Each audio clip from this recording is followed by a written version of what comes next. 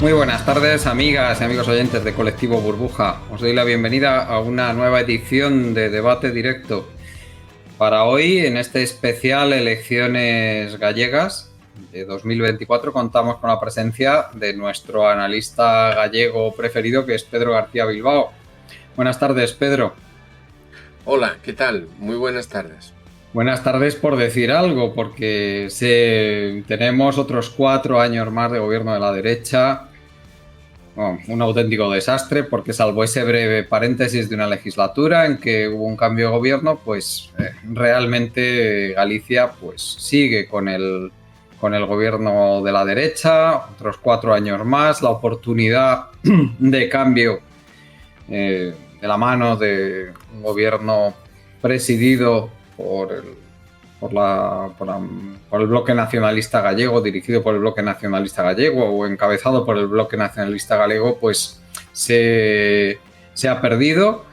Y en fin, merece la pena analizar, creo yo, estos resultados, porque son realmente, yo creo que importantes. En primer lugar, yo creo que podríamos hablar, si quieres, Pedro, de la participación. ¿Tú a qué crees que se debe ese aumento tan tremendo de la participación? Yo creo que es una de las mayores participaciones que ha habido nunca en unas autonómicas en Galicia. No me he entretenido en mirar todas las elecciones, pero seguro que es de las que más participación ha tenido, y casi 18 puntos más que en las pasadas. En fin, ¿a qué crees que se debe este aumento, esta movilización tan fuerte en una comunidad autónoma en que tradicionalmente hay una baja participación, como es Galicia? Bueno, la movilización electoral suele tener que ver con dos tipos de factores, ¿no? Con factores externos, a veces las condiciones, por ejemplo, si hay una pandemia enorme que tiene efectos, pues puede bajar la participación, eso ha pasado, ¿no? Y las anteriores elecciones fueron en este tipo de contexto, entonces la participación tendió a ser baja. Pero en Galicia puede ser baja o en cualquier sitio, por varios motivos. Pues por ejemplo, porque existe la idea de que el cambio está asegurado o es imposible. Entonces, si no hay movilización de las conciencias, pues la gente, o algunos creen que ya está todo asegurado, pues entonces puede haber una participación más baja. Eso es un nivel. Entonces, Pero también, sí, pero también puede ser desafección al sistema político. Y luego a veces también es algo inducido por los poderes, ¿no? En el mundo anglosajón, por ejemplo, o en Estados Unidos, el problema es que el apuntarse para ir a votar, bueno, pues eso es un logro, ¿no? Es decir, hay como una cierta tendencia de, bueno, no es necesario que venga. No, eso aquí no pasa. O sea, en nuestro modelo, en el modelo europeo continental y en Galicia en concreto, pues eso no pasa. Aquí los motivos para ir a votar son la convicción, la necesidad y en última instancia la percepción de que o hay que cambiar y todos tenemos que ir, o hay que impedir que cambie y todos tenemos que ir. Entonces, en los últimos días hubo una intensísima movilización por parte del Partido Popular para movilizar a todo su tejido social para arrastrar hasta el último voto. Eso es algo en lo que hay coincidencia en todos. Y parece que lo ha conseguido, ¿no? Parece que lo ha conseguido, porque ha sacado mejores resultados de lo que decían la mayoría de encuestas, ¿no? Bueno, las encuestas no han ido tan disparejas. No, más o menos han acertado, pero los resultados finalmente han estado en la banda alta, ¿no?, de lo que decían las encuestas. Bueno, sí, pero tú me preguntabas por el tema de la participación. Mira, cuando ganó Touriño, la participación fue muchísimo mayor, ¿no? Por ejemplo. Sí. Pero es porque la gente estaba muy, muy motivada después de los desastres, ¿no?, que había habido, el tema del Prestige, el tema de las vacas locas, bueno, en fin, había habido una serie de situaciones que habían motivado muchísimo a la gente, ¿no? Y además, bueno, pues estaban prácticamente... bueno, pues hubo una movilización intensísima de toda la izquierda, ¿no? Tanto la izquierda nacionalista como del PSOE, ¿no? Y eso llevó a un cambio, ¿no? Lo que pasa es que luego, bueno, pues el PP en Galicia es una fuerza social que tiene una base una base militante, una base de intereses creados poderosísima. Y entonces, bueno, pues será un objetivo muy difícil de batir, ¿eh? Eso hay que tenerlo en cuenta. Es decir, que alegremente se pensaba, podía haber alguien pensado que era fácil, pero no era nada fácil, ¿no? Se tendrían que haber dado ciertas circunstancias, más participación, más concentración de voto y una actitud distinta en las políticas de alianza. Sí, por ejemplo, el Partido Socialista Obrero Español tiene una crisis en Galicia muy fuerte, ¿no? En ese sentido, el bloque se ha beneficiado del voto útil de toda la izquierda o de gran parte de la izquierda, y el PSOE ha experimentado una caída que yo creo que es por motivos internos gallegos, ¿no? Más que otra cosa. Pero bueno, no quiero pero bueno, vamos si quieres por partes. Sí. Me ha parecido muy interesante lo que has dicho del tema de la abstención, porque hay una tendencia a decir que la abstención es mayoritariamente de izquierdas, pero yo no sé, cuando pasa algo como esto, que se moviliza a la derecha, yo creo que sí que ha sucedido, que ese análisis es correcto, que ha habido una campaña de miedo a que gobernara el bloque por parte de todos los medios asociados al Partido Popular o simpatizantes del Partido Popular para movilizar a los simpatizantes de la derecha, a los simpatizantes del Partido Popular, también para trasvasar voto de Vox al PP, que yo creo que eso también ha sucedido, ahora hablaremos de ello también. Pero finalmente lo que ha sucedido, una participación muy alta para lo que es Galicia y, sin embargo, no se ha traducido en mejores resultados para la izquierda. Entonces, es que, claro, yo creo que es que sí que es posible que haya ahí una bolsa de votantes de izquierda. Yo creo que sí coincido, pero yo creo que son muy difíciles de movilizar y más en las circunstancias actuales. Y yo creo que también podríamos hablar de ello más adelante, de por qué es tan difícil movilizar a esos votantes de ideología de izquierdas. Pero, en fin, los que parece que se han movilizado finalmente son los de derechas, sí. Por a la vista los resultados. El electorado del bloque no es un electorado de derechas, es decir... No. Se ha movilizado, pero más bien hace un trasvase en lo que es dentro del bloque de izquierdas del PSOE al bloque, ¿no? Bueno, lo que pasa es que estamos hablando de un país que tiene, vamos a ver, en Galicia, en Euskadi, en Cataluña y en otros sitios, tenemos un sistema político que está el eje izquierda-derecha y el eje nacionalista, ¿no? Y entonces hay un sistema hay partidos de derecha nacionalistas y partidos de izquierda nacionalistas. Y partidos de derecha de nacional española y partidos de izquierda pues de ámbito estatal, que llamamos, ¿no? Bueno, entonces claro, tienes que ver qué pasa con esos bloques, ¿no? O sea, con esos dos sistemas, ¿no? Pues ahí está la pregunta, porque eso lo hemos visto también en otros sitios. Hemos visto como, por ejemplo, en Euskadi, un voto que era mayoritario dentro de la izquierda para Podemos finalmente ha recabado en Bildu. Y en el Partido Socialista de Euskadi. Y aquí, porque Podemos llegó a sacar una proporción muy alta de votos en Euskadi, si recuerdas bien. Sí, bueno. Sí, claro, pero en Euskadi sí, pero no en Galicia. ¿Por qué ahora en estas elecciones crees tú que dentro de lo que es el bloque de la izquierda ha primado el voto nacionalista sobre el otro? ¿Por qué crees que se ha producido esa primacía del voto al bloque? Bueno, es que bueno, vaya pregunta que me haces. Sí, es complicado. Es que yo creo, si me permites, yo creo que el tema va más bien porque ante el fracaso de la izquierda para ilusionar a sus votantes, pues entonces... ¿Pero qué izquierda? ¿Pero de qué izquierda me estás hablando? O sea, vamos a ver. Podemos es izquierda. No, Podemos es izquierda. Se autoidentifica como izquierda. No, vamos a ver.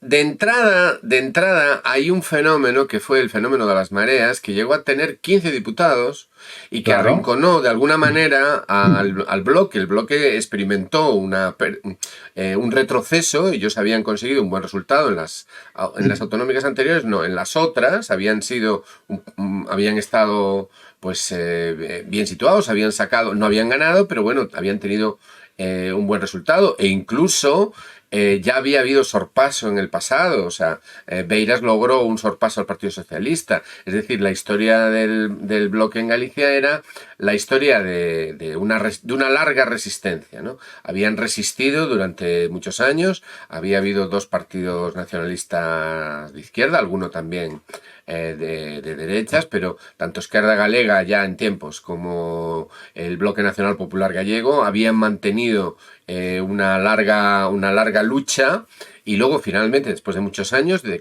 construyendo organización y tejido social, bueno, pues se habían instalado, habían conquistado un espacio de base muy potente, muy potente. Y frente a eso, la izquierda de apelación nacional española, es decir, la Izquierda Unida, o sea, lo que era la izquierda del PSOE, en esas coordenadas que no eran netamente nacionalistas, bueno, pues tenía una presencia. Por ejemplo, el PC había tenido diputado autonómico, es decir, Izquierda Unida había tenido también representación. Entonces, lo que hay que ver son los procesos que llevaron a que esos espacios políticos que tenían una presencia en determinadas zonas de Galicia potente, ¿no? Pues en Vigo, en el Baixo Miño, en Coruña, en la zona de Ferrol, en Ogrove, yo que sé, en muchos sitios donde que había una tradición de lucha obrera, de sindicalismo organizado importante, del Partido Comunista en tiempos y de Esquerda Unida después, y también del republicanismo sentido, ¿no? Del republicanismo gallego sentido, ¿no? Bueno, pues, ¿qué pasó con eso? ¿Qué se hizo de eso? Bueno, pues las transformaciones que sufrió Izquierda Unida a lo largo de los años 90, pues dejaron herida de muerte toda esa estructura. Es decir, o sea, la transformación del poscarrillismo, de alguna manera, pues liquidó esa tradición y lo combatió. Entonces claro, Sumar, por ejemplo, ha ocurrido una cosa muy curiosa, ¿no?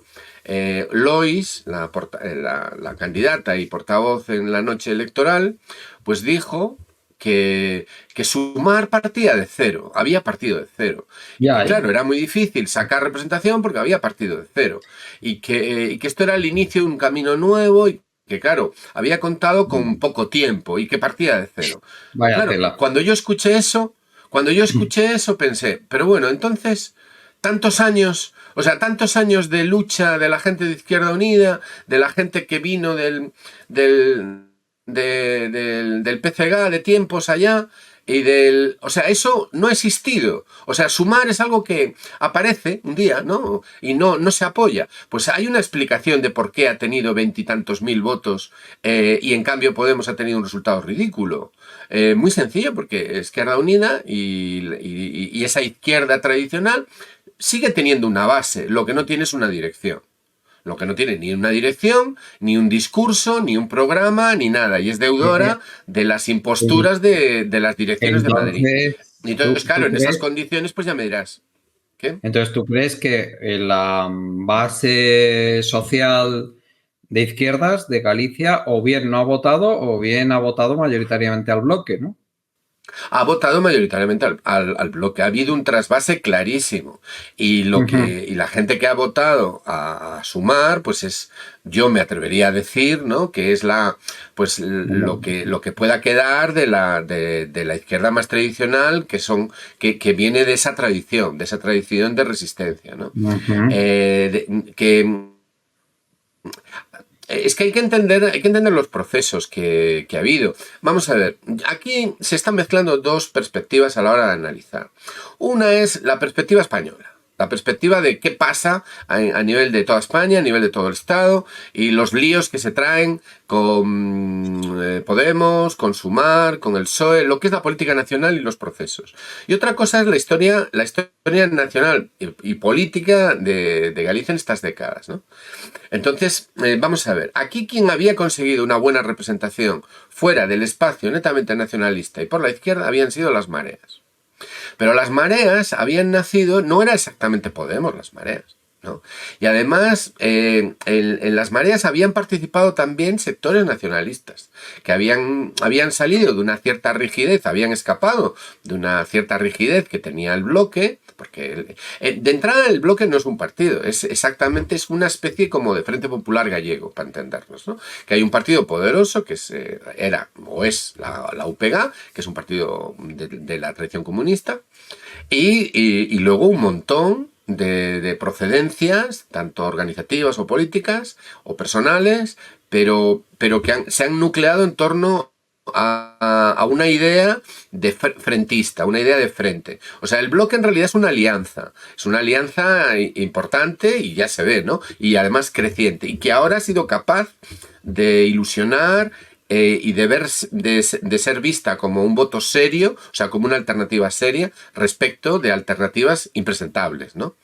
Y ha sido capaz de trascender las fronteras del nacionalismo, ¿no? Pero la pregunta, Pedro, que está, que yo creo que dentro de lo que es el equilibrio dentro del eje izquierda-derecha en Galicia, pues apenas se ha movido de las pasadas elecciones a estas. En porcentaje de votos ahí anda 50 y poco el bloque de la derecha y un poquito menos de 50 el de la izquierda. Están muy igualados, pero un poquito más siempre la derecha en Galicia, que por eso gobierna finalmente. Eso y porque también hay algo menos de división dentro del bloque de la derecha. Pero que a mí me llama mucho la atención que el PSOE, el Partido Socialista de Galicia, haya sacado el peor resultado de su historia. En ninguna elección autonómica ha sacado unos resultados tan malos como en esta. O sea, ni de lejos, ¿eh? Creo que el siguiente son 14 escaños o así. Entonces, claro, a mí me parece ser que hay un vuelco hacia la identidad gallega, ¿no? Hacia el identitarismo dentro de lo que es Galicia, bueno, si no me equivoco. ¿Tú cómo lo ves? Pues que la identidad gallega es muy fuerte, es decir, claro, hasta tal punto es así que el tema de la identidad gallega, ya que estás usando la palabra identidad, el sentimiento galleguista es muy potente. Es un factor de identidad que se lleva puesto en gran medida, ¿no? Y de hecho, hasta el propio PP lo tiene. O sea, el propio PP de allí no es exactamente el PP de otros sitios, ¿no? Y eso también hay que entenderlo, ¿no? Pero vamos, tú me estabas preguntando por el PSOE. Sí, por el desastre del PSOE. Bueno, el desastre del PSOE. Es verdad, ha sacado un resultado malísimo, ¿no? Ha perdido voto tuts, ¿no? Hacia la abstención, hacia el bloque, tal vez incluso hasta estamos hablando del año 81. PP, ¿no? Es que es desde el año 81 estamos hablando, que es una barbaridad de tiempo. Y si son los peores, 45 años. Sí. Bueno, vamos a ver, en 2005, cuando Touriño ganó las elecciones y forma gobierno con ayuda del bloque. Bueno, por cierto, Touriño venía del PC. O sea, era un excomunista, ¿no? O sea, era alguien que conocía Galicia, que procedía del PC, como muchos otros ex-PC que se van al Partido Socialista, ¿no? Y ese gobierno, desgraciadamente, no acabó de acertar, ¿no? Es decir, tuvo un comportamiento muy rígido. El PSOE tiene sus limitaciones, ¿no? Y en Galicia, para transformar las estructuras en Galicia de muchos años y ciertas tendencias, había que meter mano ahí, ¿no? O sea, Beiras, que por cierto había protagonizado esa marcha en el desierto de muchos años del nacionalismo gallego, Beiras no entró en ese gobierno. O sea, le dieron de lado, le dijeron, no, mira, tú mejor aquí fuera, ¿no? Y tenemos aquí otro compañero que había sido alcalde de Allariz y tal, que fue el que entró en el gobierno como cabeza visible. Entonces ese gobierno no fue muy ágil. El bloque estuvo llevando temas más bien de los suyos, ¿no? Relacionados con el rural, y se apuntó algún tanto. Pero es decir, que tuvieron algunos aciertos, pero ese gobierno estaba dirigido por el PSOE. Los límites los imponía el PSOE, y el PSOE tenía unas limitaciones. Y para hacer algunas de las transformaciones que se necesitaba haber hecho una enmienda a ciertas estructuras, y el PSOE no estaba preparado para hacer eso, porque ideológicamente están en las antípodas de todo eso. Mira, piensa una cosa. El Partido Popular en Galicia hoy en día está haciendo una política depredadora del territorio. Está permitiendo la destrucción ecológica de Galicia y está provocando en un territorio que necesita mucho de los servicios sociales y que necesita mucho del papel de árbitro, de regulador, de protector, de estimulante que puede tener la autonomía y que puede tener el Estado. El PP, en ese sentido, está llevando a Galicia a una larga agonía, ¿no? Bueno, pues, ¿por qué lo puede hacer? Porque hay un marco legal estatal que se lo permite. O sea, si las cosas que denunció Pontón hizo una campaña muy buena, basada sobre todo, no en temas identitarios, sino, aunque tiene claro el tema de la política lingüística y tal, pero no ha hecho una campaña basada en temas identitarios. Ha hecho una campaña sobre todo pensada en temas sociales. O sea, ¿qué pasa con la sanidad? ¿Qué pasa con la destrucción del territorio por las compañías eléctricas, de supuestas renovables, etcétera? Ha hecho una campaña pensando en el sufrimiento de la gente y en cómo eso se tiene que cambiar. Bueno, pues pasa una cosa. El PP puede hacer eso porque el marco legal estatal se lo permite. Es decir, no han derogado la ley que permite la privatización encubierta de los servicios públicos. De los servicios de sanidad. Eso no lo han derogado. Entonces, si el PP puede meter rebajas en el tema de la sanidad pública en Galicia, es porque hay una ley estatal que se lo permite, que le da amparo.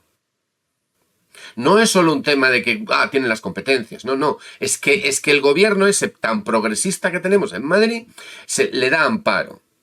Entonces, claro, yo lo que me pregunto es por qué los diputados del BNG en Madrid no alzan la voz y no le exigen a Pedro Sánchez y al gobierno de coalición, al que están apoyando con sus votos, la derogación inmediata ya de la ley que permite la privatización encubierta de la sanidad pública.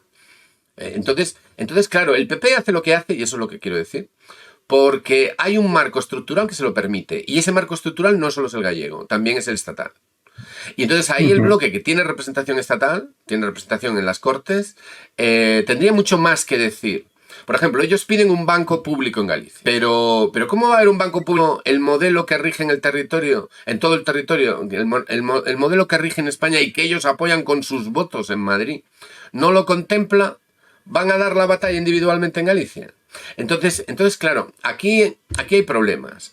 Esto no es simplemente... O sea, el PP no es el único culpable. Aquí hay muchos culpables.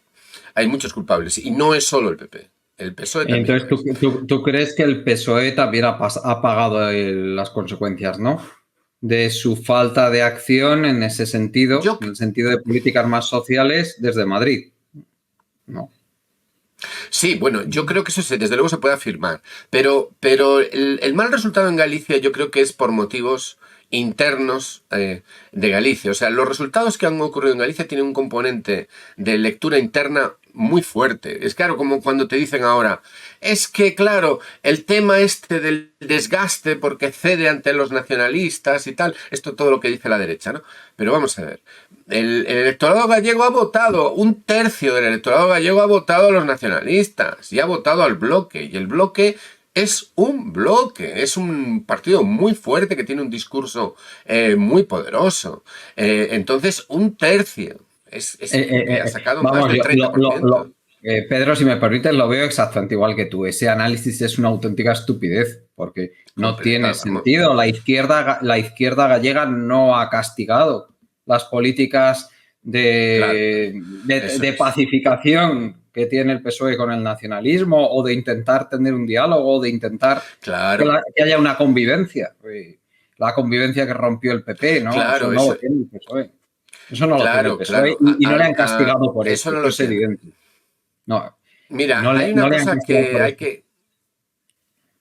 Vamos a ver, yo me atrevería a decir una cosa, y aquí me estoy tirando a la piscina todo el rato, ¿no? Porque seguro que... Pero bueno, no me importa que me critiquen, yo admito las críticas, ¿no? Y sobre todo, si hay diferencia de opiniones, bueno, pues a lo mejor en el contraste podemos sacar algo, ¿no? Lo que quiero decir es que se dice que Besteiro, el candidato del PSOE, pues que si era mal candidato.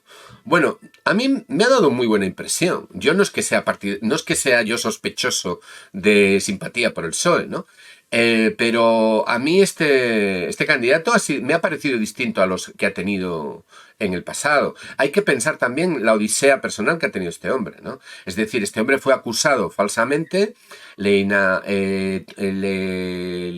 tuvieron que retirar desde su propio partido porque estaba procesado por unas acusaciones que se han demostrado completamente falsas y se le ha recuperado. Entonces, este hombre, aparte de que sabe entenderse muy bien con la gente del país, porque él es un natural del país y bueno, sabe moverse, es la impresión que me ha dado, ¿no? Escuchándole y viéndole moverse. Pero claro, no deja de ser el PSOE. Entonces el PSOE tiene esas limitaciones. Pero una de las limitaciones añadidas es que acaba de volver de un exilio este hombre. Es que lleva muy pocos meses. Y eso es un gran problema que ha tenido el PSOE. Prácticamente en cada elección que ha habido, ha tenido un candidato distinto. Y luego el PSOE tiene una base municipalista muy fuerte en algunos sitios, que ahora ha retrocedido porque ha habido cambios en algunos sitios, ¿no? Pero que tiene una relativa pequeña presencia comparado con el bloque, con el PP en el rural. Entonces, el PSOE es la historia de una larga decadencia en Galicia, en ese sentido. Pero no es el único sitio donde pasa eso. Vamos a ver, ¿qué pasa en la Federación Socialista Madrileña? ¿Qué pasa en el Ayuntamiento de Madrid, con los candidatos del Ayuntamiento? ¿Qué pasa en la Comunidad de Madrid? El PSOE también ha retrocedido en la Comunidad de Madrid. Y que es un ambiente completamente distinto al de Galicia. Es decir, es el PSOE el que tiene un problema de diseño de partido. Lo que pasa de diseño, de políticas, etcétera, ¿no? Pero aún así, sí. Pedro, no son los peores resultados en las generales, no son ni mucho menos sus peores resultados históricos. O sea, los peores creo que fueron en las del 15, si no me equivoco, que sacó 85 diputados, si no me equivoco. Sí, no, bueno, yo no estoy entrando en ese nivel de detalle. Yo lo que estoy diciendo es que el PSOE no ha sido capaz de presentar una estructura de partido con buenos candidatos en sitios como Madrid. Ya entiendo. Y en Galicia tampoco. Eso es independiente de que luego tenga uno de los electorados más fieles Vamos, si quieres, a pasar a hablar, Pedro, cambiamos un poco de tercio y pasamos a hablar de la catástrofe que ha habido en Podemos. Los resultados han sido absolutamente desastrosos. Ha perdido el 96% nada menos de los votos que tuvo en las pasadas autonómicas y virtualmente ha desaparecido el panorama electoral gallego. Poco más de 3.000 votos, que es absolutamente testimonial. Yo que sé, no ha llegado ni siquiera al número de afiliados que debe tener en Galicia, ni remotamente. Sí, se ha dicho, por ejemplo, que ha tenido menos votos que los participantes en su proceso de primarias, por ejemplo. Ya. O sea, ha sido absolutamente catastrófico. O sea, es una cosa, yo no sé ni cómo se puede escribir eso en los resultados tan malos que ha tenido Podemos ahí.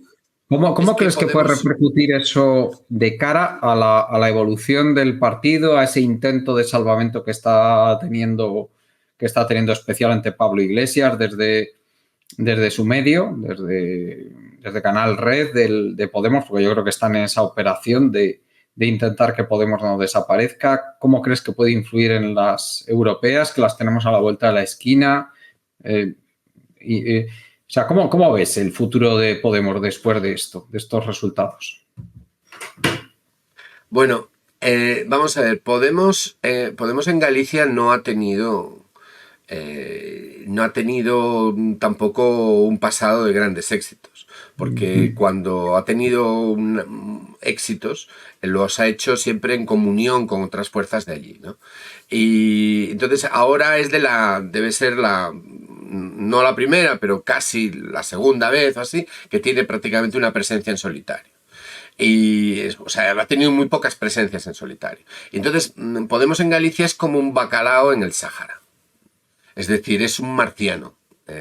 Y aunque ha tenido algunos candidatos locales, la Faraldo, por ejemplo, pues es gallega, y ha habido también en el núcleo inicial de Podemos pues algunas personas de Galicia, lo que han demostrado es que las fórmulas de partido y de diálogo, de discurso y de funcionamiento que les han funcionado en el gran teatro a nivel español, a nivel estatal, luego allí en corto, donde la política funciona de una manera distinta, donde la necesidad del contacto es fundamental. Hay que pensar que Galicia, por ejemplo, pues sí, tiene grandes núcleos urbanos, pero tiene más pequeñas entidades locales que prácticamente toda España junta, ¿no?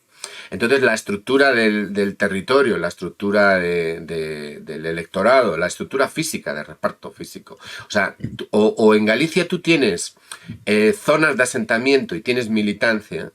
Y eso, por ejemplo, antes dije cuáles eran las zonas de asentamiento que tuvo históricamente Esquerra Unida y el Partido Comunista en tiempos, ¿no? Bueno, pues ¿cuáles eran las de Podemos? Bueno, pues nada, un epifenómeno urbano y una atomización pequeña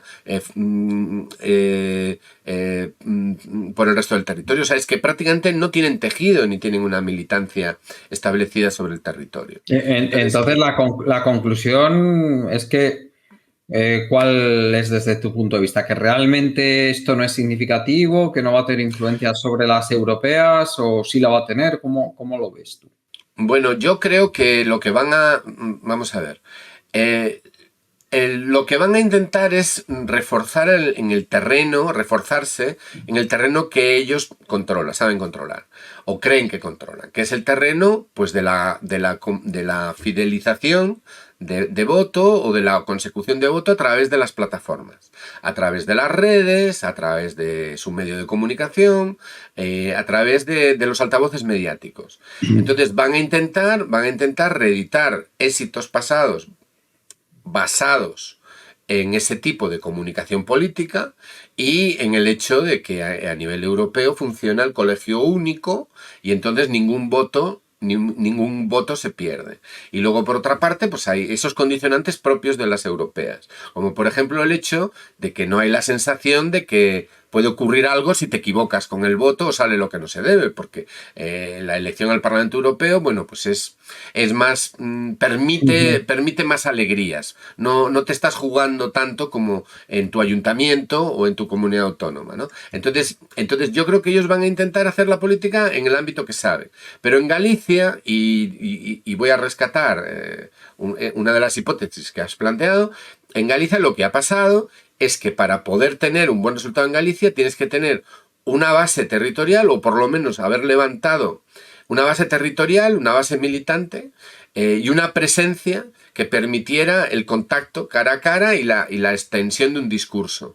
Y eso no lo han tenido. Se ha visto como algo aislado y ajeno.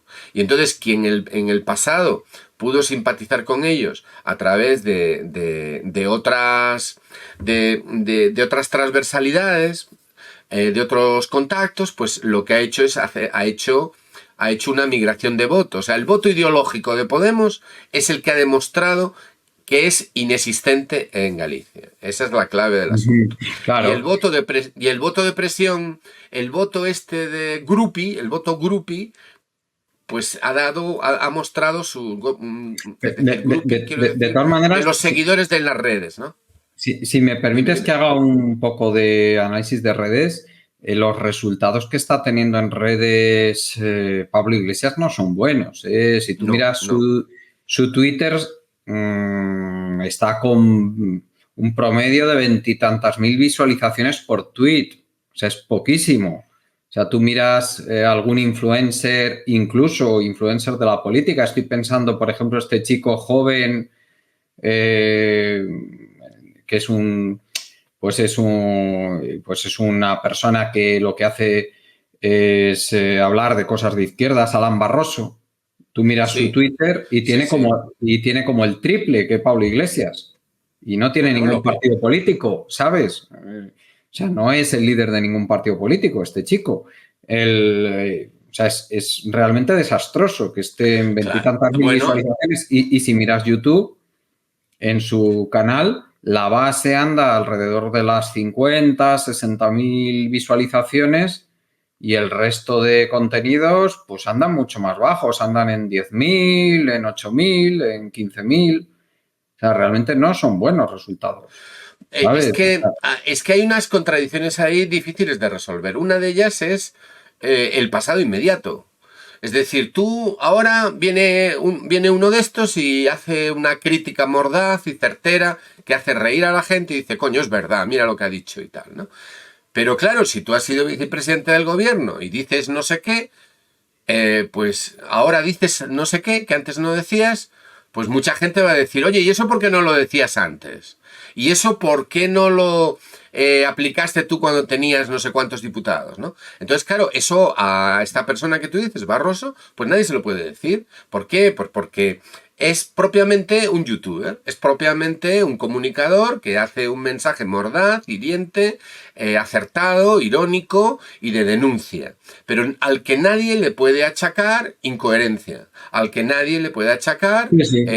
falta de coherencia, mientras que el otro no, el otro tiene un pasado inmediato, el otro estaba en la cumbre y va y decide marcharse. Entonces, claro, ahora viene a dar lecciones, pues claro, para muchísima gente dice, mira, vamos, el otro día yo mismo lo hacía un poco de broma, ¿no? Escuché a Yone Belarra, pues, que decía una cosa pues muy interesante, no me acuerdo qué era. Y dice, me dan ganas de votar a esta chica y que salga de diputada. Hombre, a ver si sale de diputada o incluso entra en el gobierno, porque fíjate qué cosa tan acertada, ¿no? Pero claro, resulta, que ya es diputada. Que ha estado en el gobierno. Entonces, claro, te das cuenta de que están vendiendo humo. Eso en Galicia se llama fala barato. Esta xente son o que chaman na miña terra xente que fala barato, ¿no? Son vendedores de humo, ¿no? Y entonces, claro, han vendido mucho humo durante mucho tiempo y ahora pues pueden decir misa si quieren. Bueno, Porque la gente no se lo cree. La gente no se lo te cree. comento que hay encuestas que le dan 0 eurodiputados, a Podemos. O sea, que están en riesgo real de perder la representación en las europeas, lo cual ya plantearía un futuro muy, muy complicado para la continuidad del partido. Eso es lo... Bueno, yo recuerdo haber escrito un artículo académico sobre los motivos del ascenso de Podemos y yo lo que había hecho era que elaboraba o ponía por escrito una teoría que se basa en la idea de que la representación política se consigue cuando hay un vacío, existe un vacío político en un momento determinado, se percibe que ese vacío existe, es decir, que una necesidad no es cubierta o que una tendencia se manifiesta pero no hay nadie que la represente, entonces hay un vacío político. Y entonces, si ese vacío político existe, significa que hay una ventana de oportunidad. Y esa ventana de oportunidad, para cubrirla, y que seas tú quien la cubra y no otros, lo que necesitas es en primer lugar visibilidad. Visibilidad para quien está intentando cubrir ese vacío.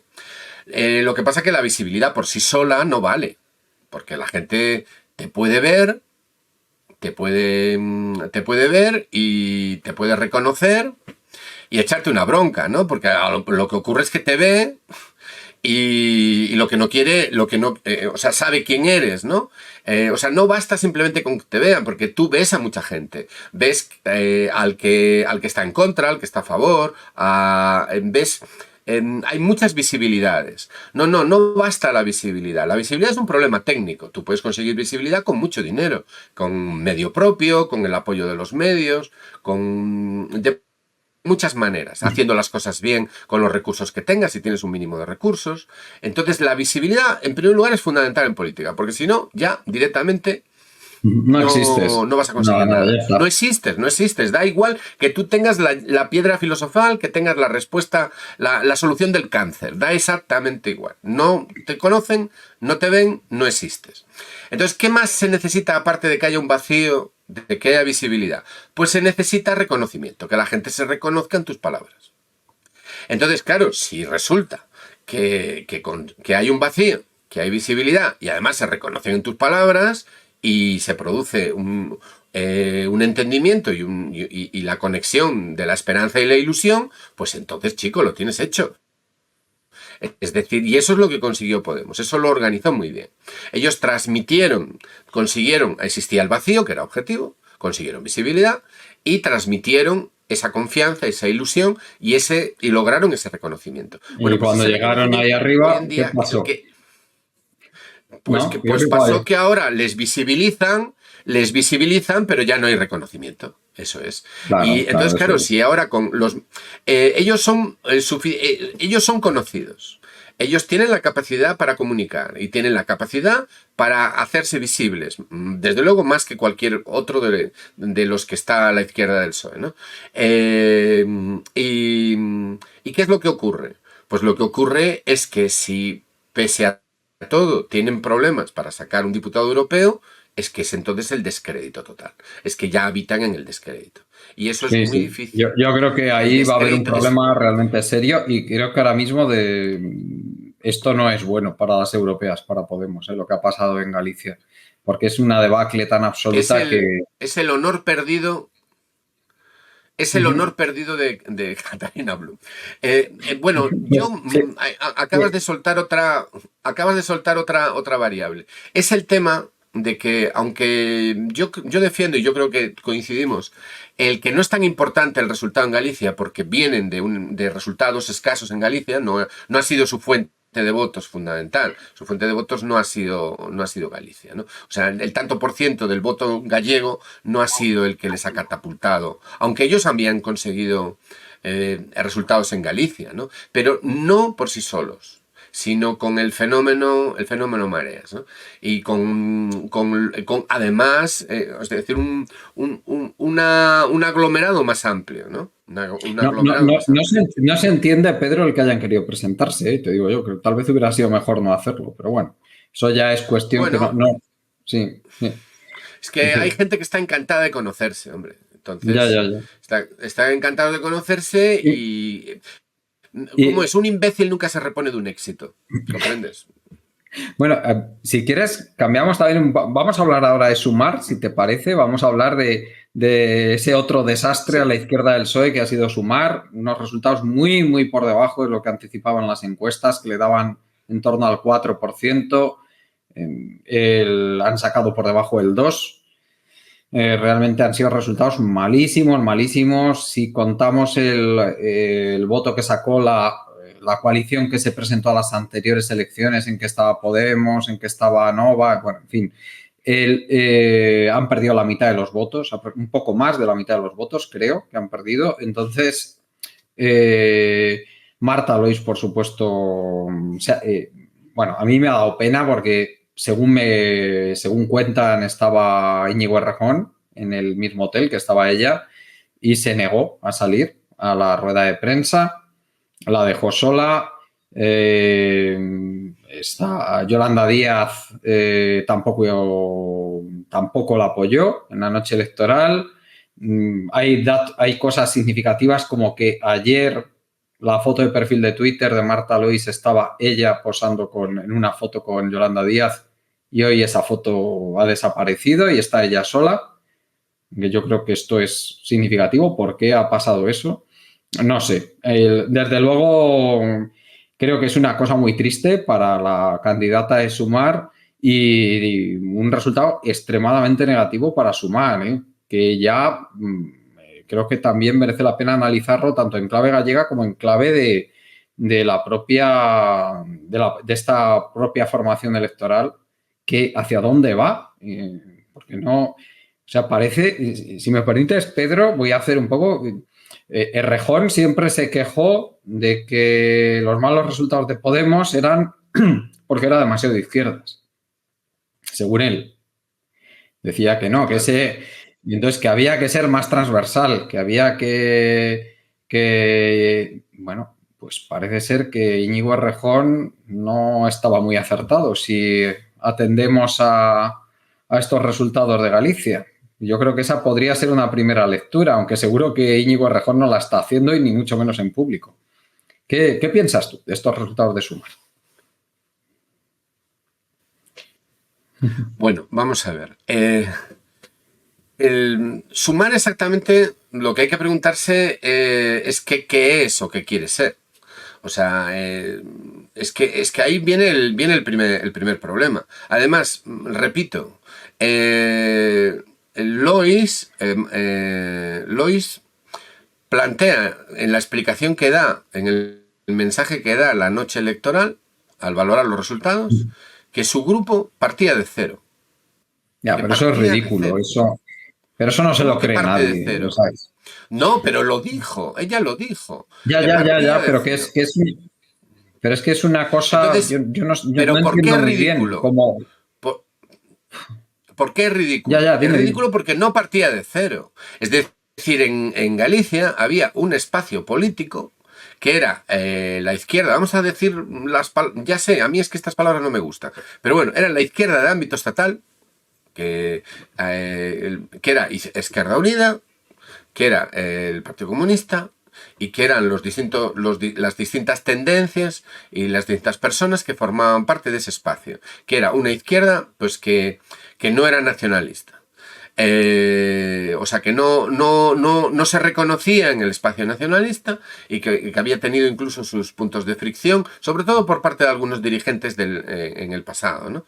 Pero lo cual en sí era una locura, porque era un absurdo, ¿no? Pero bueno, que tenía que ver con las dinámicas del sistema político gallego desde la transición para acá. Bueno, pues entonces, claro, Sumar, si tú te asumes la palabra de que esto parte de cero, pues entonces no es de extrañar que evidentemente pues ha tenido, o sea, ha jugado en la liga de los mayores cuando era muy pequeño, pero no es verdad eso. Ellos proceden, han construido sus carreras, su discurso sobre la existencia de décadas de existencia de organizaciones y militantes que tenían, sí, una presencia, no muy grande, no por todo el territorio, pero tenían una presencia y que habían jugado un papel en la historia contemporánea de Galicia y que tenían una tradición, además, si querían apelar a ella, muy importante, ¿no? Porque Santiago Álvarez, por ejemplo, bueno, diréis, Pedro se va al Pleistoceno. Bueno, pero Santiago Álvarez, que había sido un dirigente histórico del PC, que era gallego, que había jugado pues un papel importante en los años del exilio, pues él representó una línea de sentimiento nacional de Galicia desde un punto de vista comunista, por ejemplo. Había escrito sobre la cuestión nacional en Galicia, ¿no? Era equivalente a algunos dirigentes del Partido Socialista Unificado de Cataluña, pero en Galicia. Bueno, todo eso es viene de larga data, de larga historia, y había una tradición ahí de izquierda que no era nacionalista, que tenía la seña de identidad en la clase, en la lucha, en la militancia, y que luego va a tener una transformación y a partir de los procesos de los años 90 lo van a ir limando. No hay que olvidar, por ejemplo, que un tipo como Anxo Guerreiro, que había sido diputado autonómico, este hombre se pasó al PSOE y dejó colgada toda la organización. O sea, yo estuve en el meeting que dio Julio Anguita en Vigo cuando hubo que recomponer la organización después de la deserción de este hombre hacia el PSOE, ¿no? Entonces ahí Hay una larguísima lucha de muchas décadas, de mucha tradición, hasta llegar a los procesos de los últimos 10 o 15 años. Entonces ahora viene esta tía y te dice que ella parte de cero. Es decir, ha borrado literalmente toda la historia de Izquierda Unida y del Partido Comunista. Los ha borrado. Y entonces, claro, pues tú dices, ¿esta gente dónde va?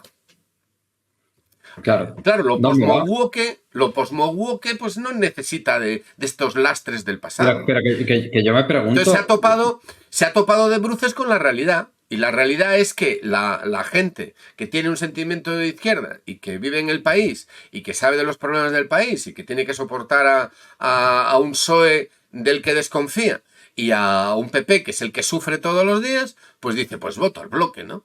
Es que es normal, sobre todo porque Ana Pontón ha hecho una política muy inteligente y de apertura, ¿no? Sobre todo en la cuestión social. Entonces, claro, al electorado de izquierdas, pues la cuestión social le llega.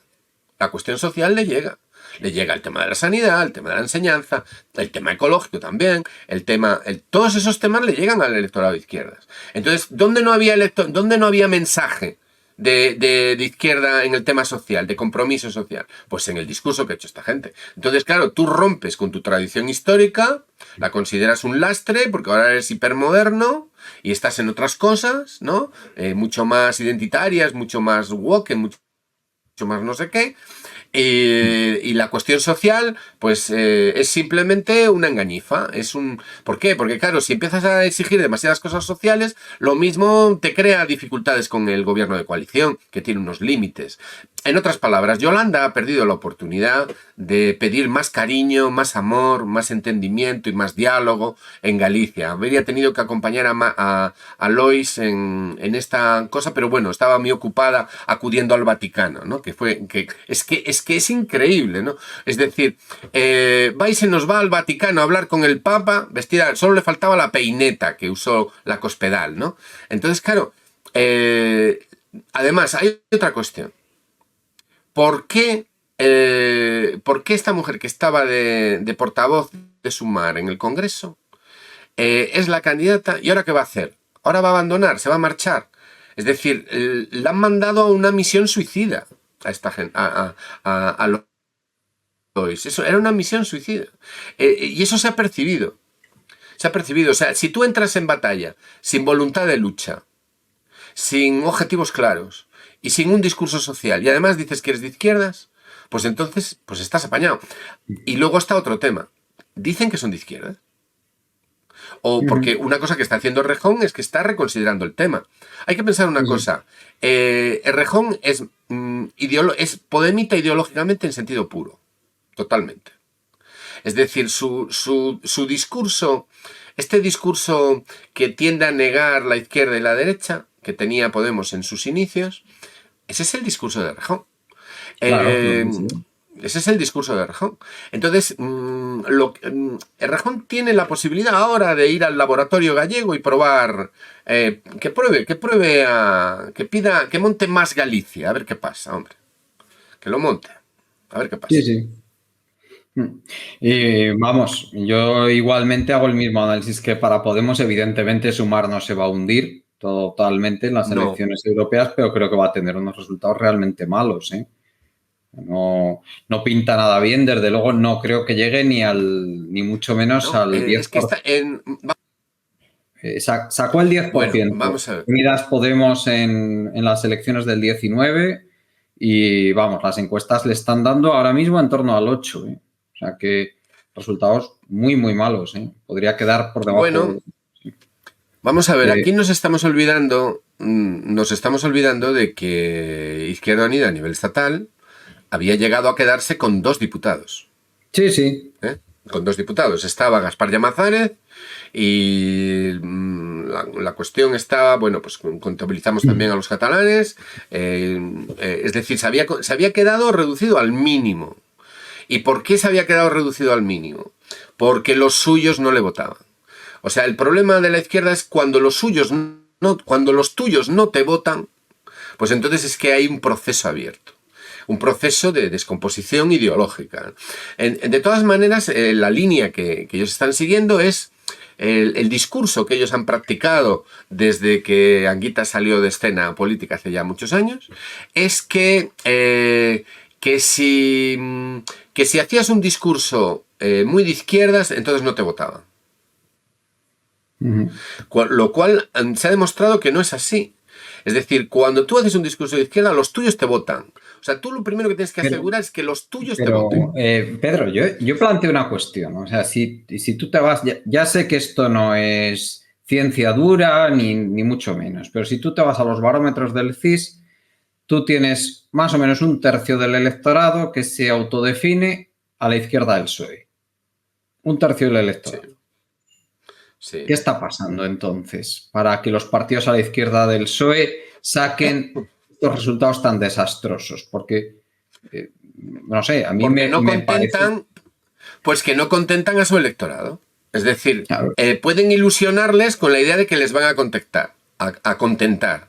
Pero si luego su acción política no se corresponde con esa ilusión levantada y además se enzarzan en peleas internas, pues entonces se produce una desilusión. Pero que entonces, no te votan. ¿Por qué no se definen de izquierda si realmente lo que quieren es ganar? Bueno, vamos a ver. Ahora estamos asistiendo... Claro, porque empiezan con ese rollo en la transversalidad, que el eje izquierda-derecha está muerto, que no hay que hacer políticas, no hay que proponer políticas de izquierdas ni programas de izquierdas porque se nos asusta la gente y ese tipo de cosas. Aquí pasa algo raro. Esto no es normal. Bueno, por eso se les denomina en ocasiones el Partido Demócrata, ¿no? Siguiendo la línea norteamericana, ¿no? Son la línea Biden, ¿no? Entonces, lo que ocurre es que, vamos a ver, hay una cierta tendencia, una cierta hipótesis manejada en la ciencia política dominante en Estados Unidos, que dice que en Europa existe lo que se llama... O sea, el problema de la política en Europa es que hay una parte del electorado que sigue manteniendo tics izquierdistas. Entre las identidades, aparte de las identidades erótico-festivas, psicológicas, que tienen que ver con el cuerpo y la identidad de ese tipo, hay identidades ideológicas. Y una de las identidades ideológicas que persiste en Europa es lo que ellos llaman el paleocomunismo. Es decir, personas que se sienten a la izquierda de los partidos socialistas. Eso incluye también a muchos votantes del Partido Socialista, porque hay mucha gente, vamos a decir, porque aquí muchas veces criticamos al PSOE, pero hay muchísima gente en el PSOE que se siente honradamente de izquierdas, y muchísimos votantes del PSOE se sienten honradamente, tienen una autopercepción como personas de izquierdas, e incluso ser votante del PSOE o cuadro del PSOE en un pueblo pequeño en determinadas zonas de España es casi heroico. Bueno, ya ser de otra cosa ya no te cuento, ¿no? Entonces, ¿cuál es el problema de lo que decía yo de esa teoría en ciencia política de origen norteamericano que a veces funciona? Pues que existe una disfunción en algunos países europeos que consiste en que una parte del electorado no ha sido suficientemente normalizada. Es decir, sigue habiendo un voto... A pesar de todo. A pesar de 80 años de injerencia estadounidense, cultural y de propaganda masiva, ¿no? Pues claro, eso es. Yo recuerdo cuando yo estaba en Izquierda Unida de Madrid, teníamos el 21% de los votos. Esto con Anguita, ¿no? El 21% de los votos en Madrid, en la Comunidad de Madrid. Lo sé porque es que yo es donde estaba yo, en la Comunidad de Madrid. Eso es una barbaridad. O sea, vamos a ver, para lo que es Europa Occidental... Pues era mucho.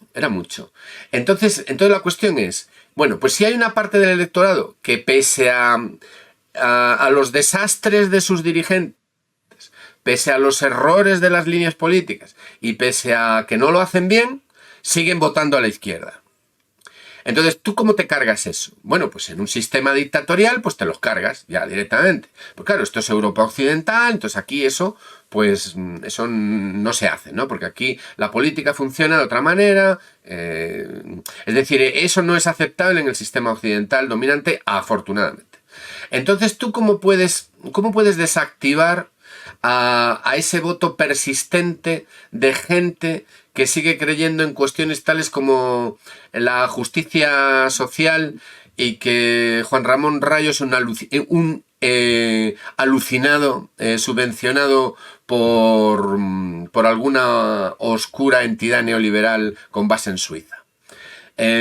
Bueno, pues esto es muy sencillo. Si tú no puedes quitar de en medio a los votantes, pese a que llevas 50 años intentando borrar esa ideología de la faz de la tierra, bueno, pues entonces tú lo que puedes hacer es destruir el receptor del voto. ¿Y quién es el receptor del voto? El partido.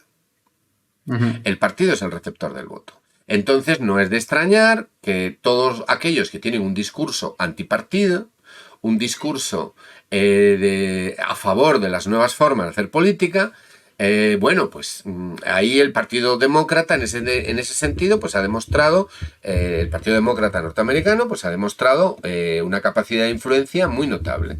Entonces las nuevas formas de hacer política vienen acompañadas de seminarios de líderes, conferencias en Georgetown, apoyos de todo tipo, la fundación... ¿Cómo se dice marea, por cierto, en inglés? Se dice Tide, la fundación Tide, ¿no? Vale. ¿Y cómo se llama la fundación del Partido Demócrata? ¿Cómo se llama? Se llama Fundación Tide, ¿no?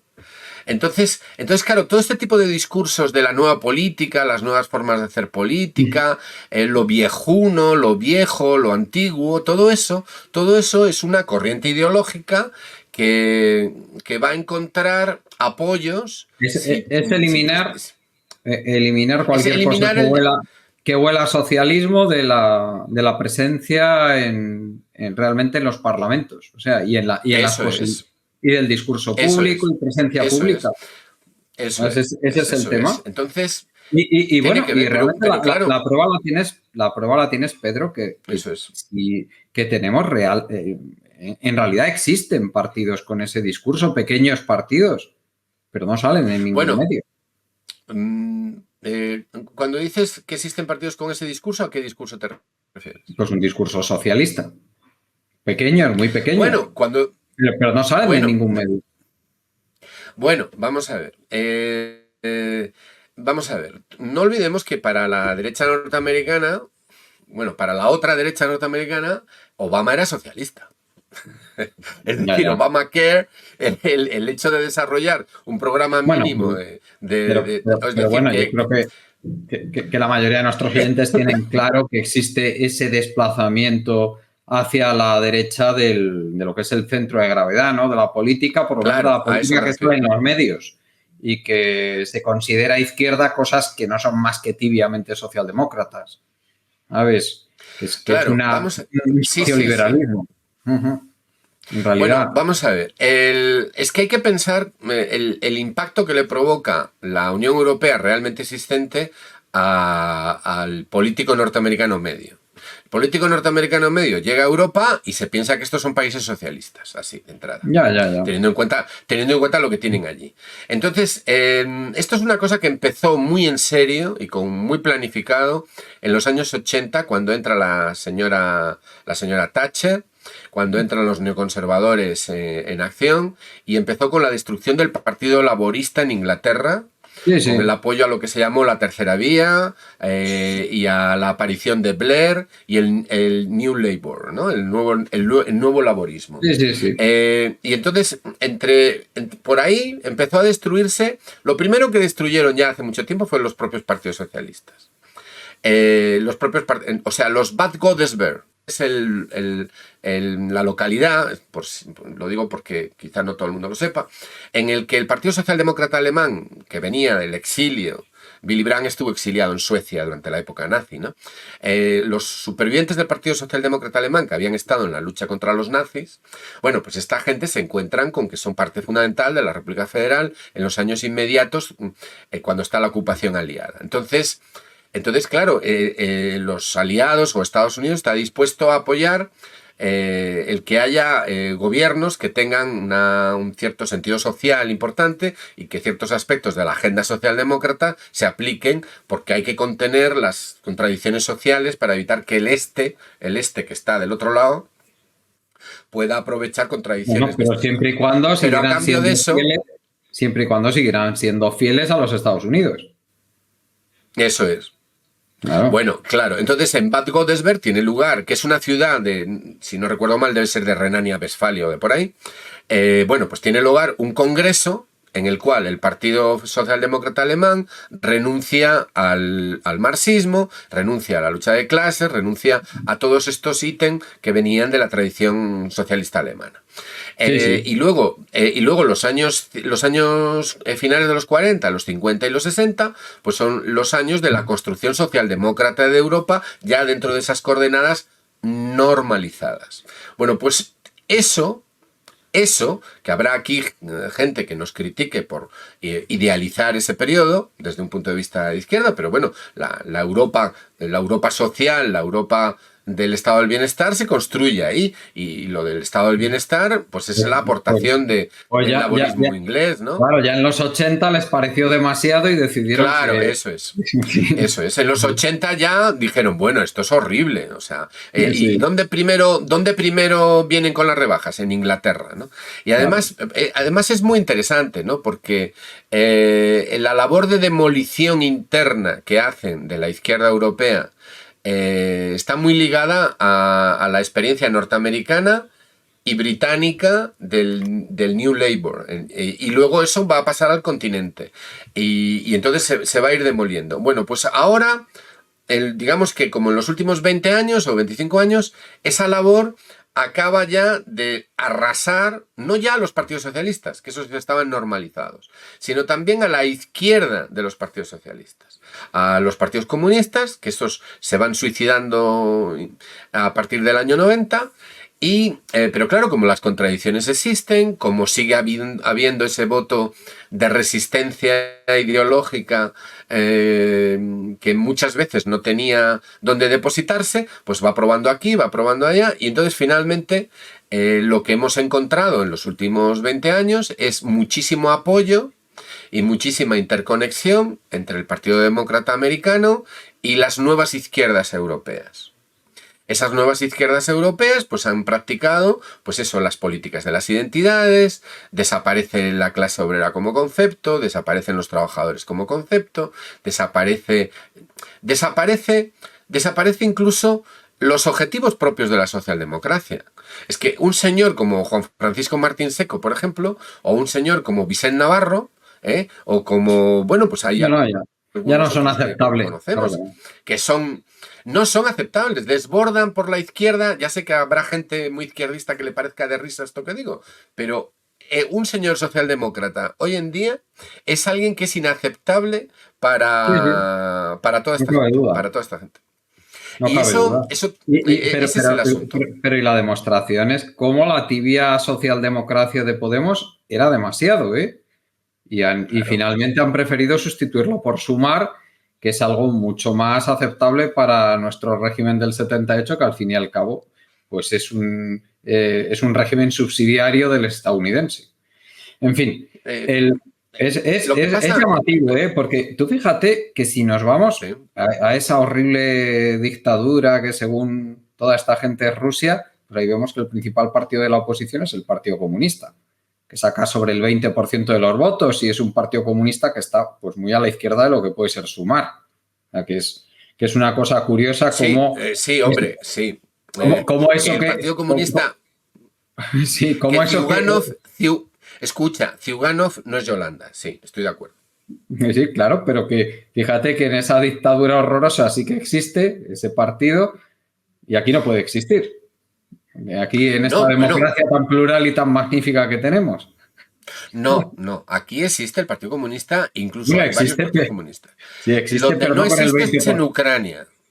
En Ucrania, por ejemplo, no existe ni el Partido Socialista. Pero te quiero decir que un partido comunista con las ideas que puede tener el Partido Comunista y las propuestas que tiene el Partido Comunista ruso, aquí no puede tener semejante representación electoral porque no le dejarían. Sería imposible. Bueno, vamos a ver. En un cierto plano de profundidad, tus palabras, bueno, yo las acepto. Si profundizamos un poco, yo creo que tú mismo las matizarías. Si me permites. Es decir, Sí. Cuenta. Vamos a ver. En Rusia se nos dice que es una dictadura tremenda y bueno, aparece el caso de Navalny y todo esto, es decir, que han matado o se ha muerto, bueno, algo le ha pasado a este hombre y tal. Bueno, Putin el asesino, Putin el malvado, el que liquida a los opositores. Y aquí todos horrorizados, pero mañana todos hacen una foto con el jeque Ben Salman de Arabia Saudita, ¿no? O sea, no tiene ningún problema en hacerse fotos con ese ahora últimamente, ¿no? O aquí incluso está Julian Assange, que está preso, y está preso por mostrar que se han cometido crímenes, ¿no? Y nadie recibe a la familia de Julian Assange, ni es recibido por los líderes europeos, ¿no? Y Pedro, es que por las mismas que dicen que el régimen ruso ha matado a Navalny, aquí podrían decir algunos que el régimen español mató, por ejemplo, a Jorge Dorribo, que se murió también así repentinamente hace unos años en Barcelona y era una persona molesta para ciertos estamentos del régimen. Bueno, por ejemplo, por poner solo uno de los muchos casos, que este no era político, Jorge Dorribo, pero era una persona molesta. Entonces... Bueno, vamos a ver, yo no conozco, tengo que decir que no conozco ese caso. Pero que te quiero decir hay que otros casos. Cubillo, por ejemplo, Cubillo, ¿no? Pero que no es pero vamos a ver, creo que es una línea de error, escúchame, creo que es un error comparar Rusia, los estándares democráticos que puede tener Francia o España con la situación pero rusa. Si yo no me pongo a comparar, o sea, Rusia, no, lo has hecho. No, pero que yo creo... No, es que yo creo que no me has entendido. Yo lo que quiero decir es que aquí se está acusando a Rusia de haber matado a un opositor, a Putin, que fuera más o menos de derechas. Eso yo no lo pongo en duda, que sí que era muy de derechas, pero era un opositor a Putin en la cárcel sin ninguna prueba de que lo haya hecho. Eso es a lo que me estoy refiriendo. Claro, ahí es a lo que voy. Ahí es a lo que voy. Son incapaces de averiguar quién voló el gaseoducto de Nord Stream y en cambio están completamente convencidos de que saben lo que ha pasado en una prisión en el Ártico ruso. Bueno, pues claro. Hombre, es mucho suponer, ¿no? Vamos a ver. Lo que sí estamos en condiciones de afirmar es que el grado de pluralidad política y respeto a los derechos humanos que hay en Rusia es infinitamente superior al de Ucrania. ¿De acuerdo? Sí. Yo no tengo ninguna duda. En Ucrania hoy en día hasta el Partido Socialista está prohibido. Y las políticas de persecución sistemática de la población y de las minorías que ha habido en Ucrania, o que hay en Ucrania, en Rusia exactamente no las hay. Es decir, Rusia la podemos criticar por muchos motivos y seguro que es muy criticable. Pero, ¿con quién tienes que comparar tú a Rusia? Con los países de su entorno. Bueno, los países de su entorno, por ejemplo, de su entorno eslavo. Por ejemplo, Ucrania. Vamos a compararlo con Ucrania. ¿Cuál es la política de la democrática Europa occidental respecto de Ucrania en el tema de derechos humanos? Bueno, pues ahí se ve la diferencia, ¿no? Se ve la diferencia. Claro. Se ve claramente la diferencia. Entonces, hombre, hay países que ya sabemos que no son un cantón suizo, ¿no? Ya lo sabemos. Pero la doble moral pues que obviamente, se practica. Nadie está diciendo la doble moral que se practica es brutal. A ver, Rusia no es un ejemplo de democracia, si eso está claro. Que no es el modelo al que aspiramos a ir los demócratas. Eso está clarísimo. Pero obviamente tampoco estamos hablando de eso ahora, ¿sabes? O sea que no... No. En fin. Estamos hablando de que en el modelo occidental, que es el nuestro, hay unas contradicciones brutales. Y a mí las que me preocupan son, y a ti también, o las que debieran de preocuparnos, son las contradicciones de nuestro modelo. Hay otros países que tienen otros modelos y tienen sus problemas. Entonces, si yo voy a comparar el respeto... Y yo lo que el punto a donde íbamos es por qué si existe un tercio de la población que quiere que se implementen políticas más socialistas de lo que se implementan por parte de lo que propone ningún partido con posibilidades de acabar en el Parlamento. ¿Por qué no existe ese partido? ¿Por qué no existe un partido con esas propuestas electorales? Es que eso es lo que yo digo. Bueno, claro. Pero aquí no existe... vaya, esto es un gran tema de discusión. Claro. Vamos a ver, yo tengo mi impresión, es que hay procesos sociales que han afectado a la conciencia colectiva, a la opinión pública, a la reproducción de valores, o sea, a la reproducción cultural, a la conciencia de clase, que tienen que ver con la sociedad en la que vivimos, la sociedad postindustrial, y que en España en concreto, además, tienen que ver con que la base social española procede de un troquelado social brutal que hizo el franquismo. Y de manera que este país salió del franquismo y entró en la democracia, en el sistema del 78, pues prácticamente de rodillas, dando gracias de que le dejaran respirar, ¿no? Dando gracias por existir, dando gracias por existir, ¿no? Y en las primeras elecciones y en las primeras elecciones que hubo también con mucha ayuda por parte de la gente que interesaba, que se presentara quien se presentaba. También en Suresnes pasó lo que pasó. Aquí el señor Carrillo ya sabemos la cabeza ante su majestad el rey Juan Carlos. En fin, que pasaron aquí muchas cosas. Mira una cosa. Que también hubo mucha ayuda para que las cosas... Mira una cosa, en países como Francia, que tienen un sistema político también bastante problemático, es decir, si estamos hablando de dónde está el partido de izquierda que se necesita, bueno, pues vamos a Francia. En Francia sí hay una izquierda a la izquierda del Partido Socialista. Es más, ahora ya casi lo que no hay es Partido Socialista, ¿no? Pero Francia, además de la cuestión meramente de identidad y contenido de los partidos, Francia tiene una sociedad que ha sido capaz de movilizarse en defensa de las pensiones o en defensa de ciertos recortes estatales a los derechos sociales de forma sistemática a lo largo del tiempo. Es decir, aunque Francia ha tenido también un proceso de vaciado del carácter social de la República y del carácter socialdemócrata de muchas instituciones, en Francia ha habido resistencia social.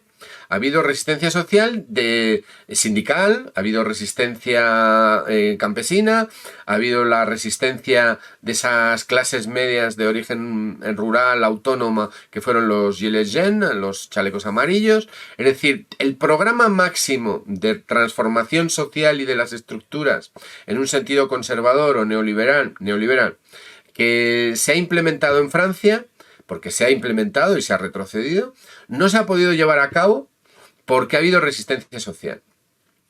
Bien, una resistencia social mayor que en España.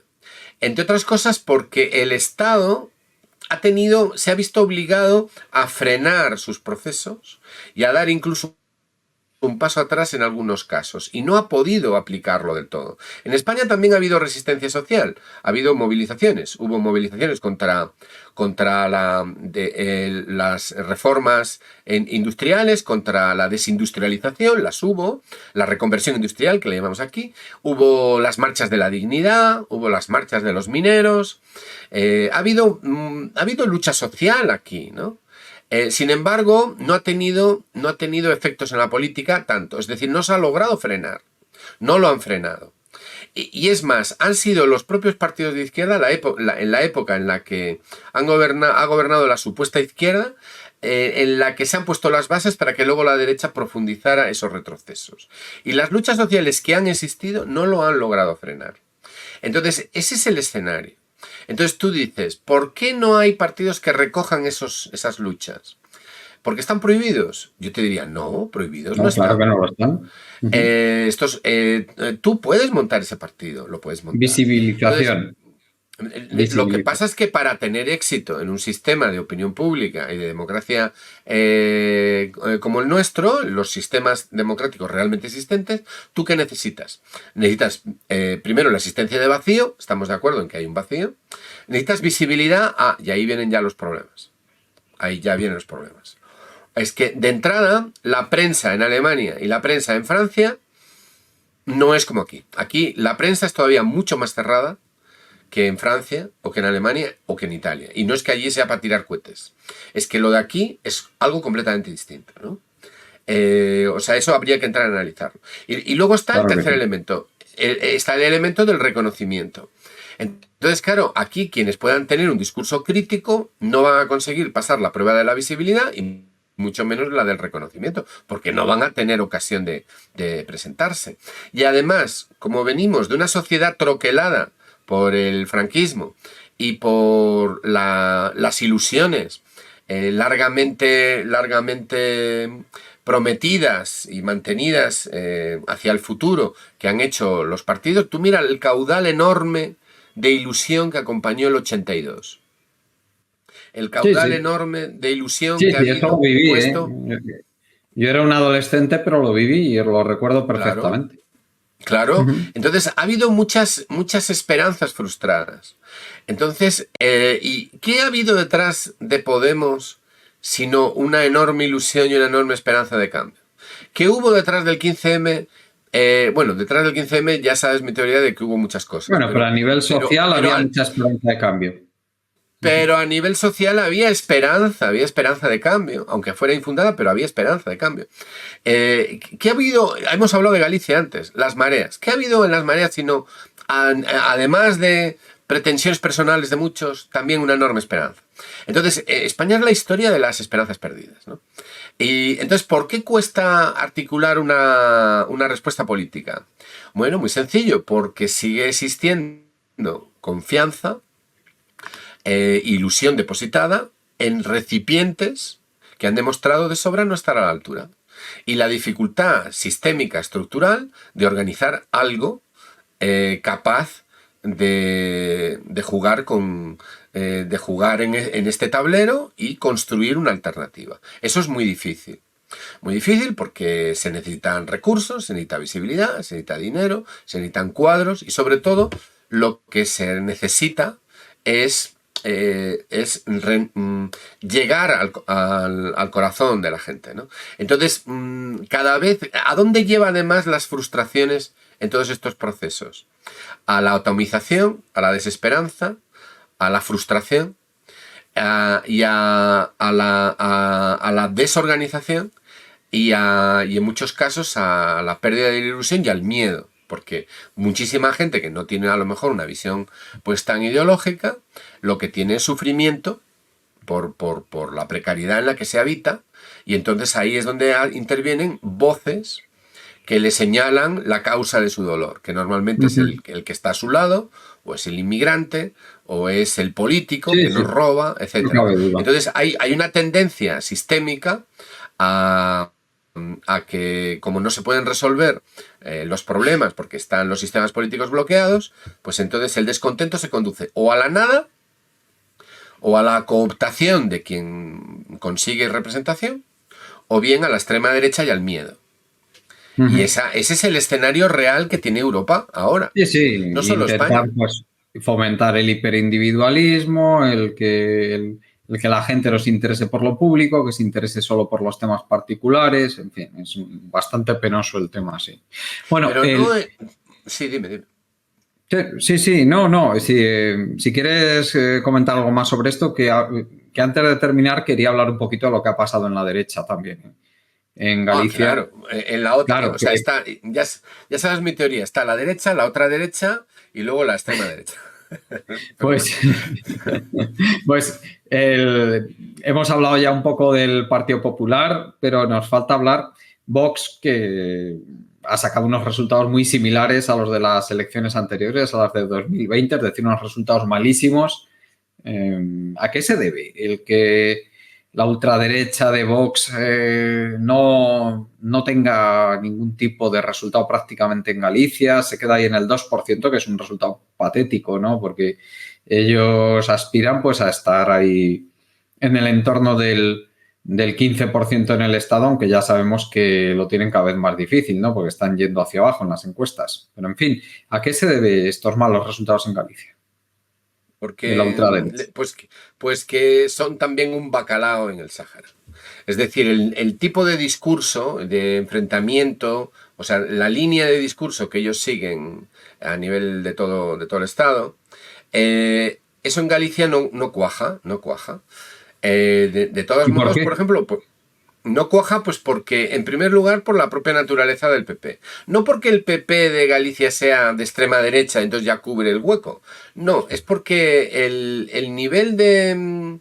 El clima es diferente. El clima en Galicia es diferente. Y no me refiero a la lluvia. Me refiero a que el PP de Galicia cubre un amplio espectro. Un amplio espectro. Y entonces no se ha cuarteado, no se ha dividido. Tiene una enorme presencia en el rural. Una enorme presencia. Eso tiene que ver con la estructura de la población en Galicia, con la estructura territorial y también la estructura ideológica de la población y cómo se ha conformado la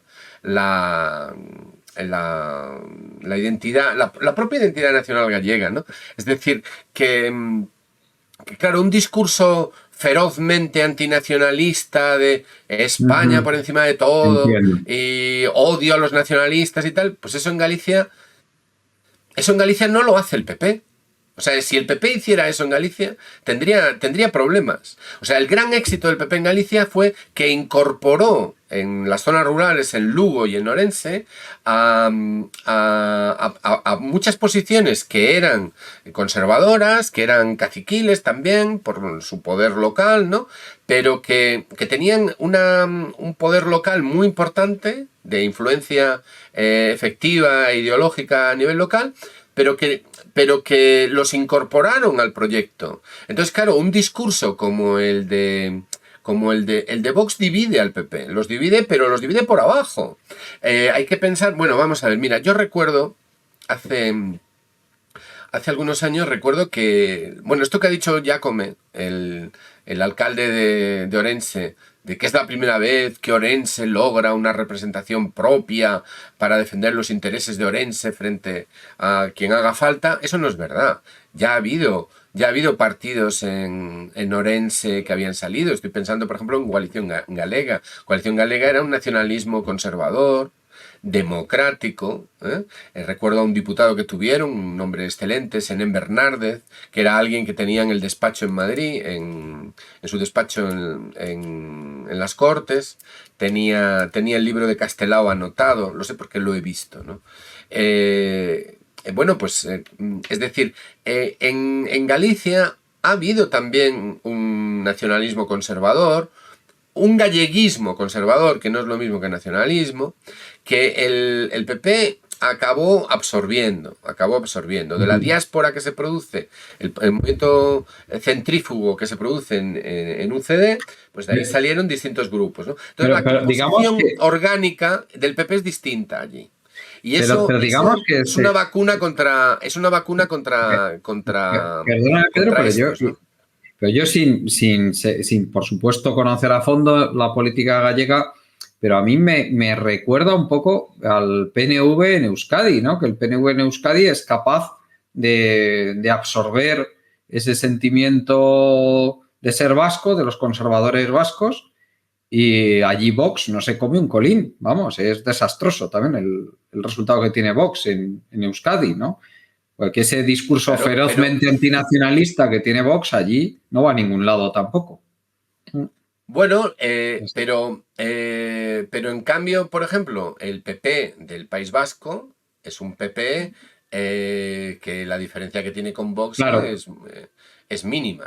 Claro. Es decir...